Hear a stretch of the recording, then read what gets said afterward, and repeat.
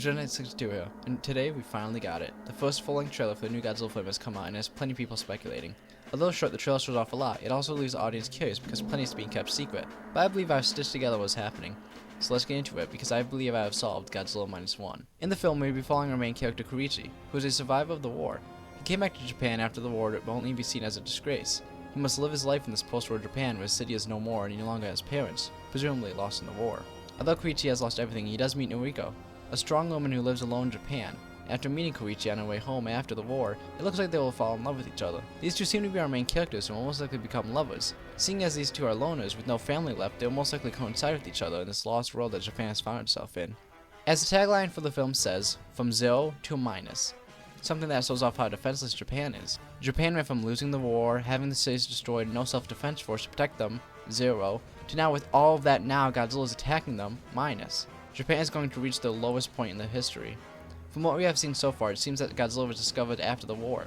It looks like Godzilla was discovered by the American Navy, and Douglas MacArthur sent a note to the Japanese Prime Minister telling him about this. It looks like Godzilla may be attacked at sea when this happens, or later on when he is more known about, because he does absolutely destroy these ships. His atomic breath alone blows up one of them. The teaser trailer that shows off the American Navy finding out about Godzilla also tells us his path to how far away from Japan he is, and how radioactive he is. Godzilla appears to be far from Japan, but is heading in at most likely a fast pace.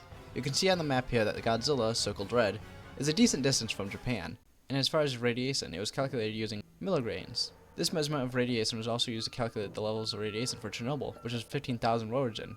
Meanwhile, Godzilla's is 300. I'd like to thank my friend who helped me with this information. Now going to the unknown territory. So far I talked about topics from the film that we have concrete evidence to base my theories on. Now we'll be looking at scenes that, although have plenty of footage, not much story around them. Firstly, the attack of Japan. This is what makes up the majority of the marketing for this film, and I believe I may have put together what's going to play out. Noriko is on a train, and although we don't know why she is on a train, she says something interesting. Noriko says, "Is that Godzilla?" This is interesting in that we don't know how she knows about Godzilla, because this seems to be the first time Godzilla is in this timeline. I'm guessing she finds out about Godzilla through the government. We can't assume that Koichi told her, seeing as Godzilla wasn't discovered until after the war. So while he was in there, he would not have known about Godzilla. Although the trailer shows that the government is hiding something, and that thing is most likely Godzilla. The trailer doesn't say which government, though I'll talk about this after the attack on Japan. So continuing where I left off, Godzilla causes massive damage on Japan, and seeing as it took until 1952 to rebuild the cities that were bombed, and the film set place in 1947, Godzilla is most likely attacking cities that are already destroyed. Godzilla is shown to kill people in his destruction and even indent the ground with his feet.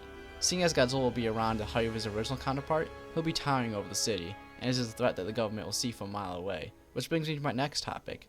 What is the government hiding? As I discussed earlier, the government is hiding something and didn't tell the public. Now the most popular theory is that it's the Japanese government and they are hiding Godzilla. I don't doubt if this is true, but how about another theory? One of my own. What if instead it's the US government, and what they are hiding is a nuke? I didn't bring this up, but when Godzilla attacks Japan, a bomb is set on top of him. My reasoning is that it's better to bring it up now, because if the government in question is the US, then it would make sense. You see, at this point in time, Japan didn't have any weapons equivalent to the nukes. Sort of as a desperate last resort, Japan gives the okay to allow the US to bomb Godzilla, only for it to not work and enrage them more. In the trailer, a character says how Godzilla will never forgive them. I don't know if it's because of a bomb that most likely caused all the damage we see to Godzilla at the end of the trailer. And seeing as Godzilla doesn't understand things like governments or countries, he just identifies that the bomb was dropped on him and came from Japan, seeing as he was destroying it, so now sees Japan as his enemy. This is a very big what if, because I doubt this is what will happen, but if it does happen, that'd be pretty cool. With the film coming out really soon, I'm excited, and if you have any theories, let me know down below. Tell me what you thought of mine as well. With all that being said, don't forget to like and subscribe. Godzilla 962, signing off.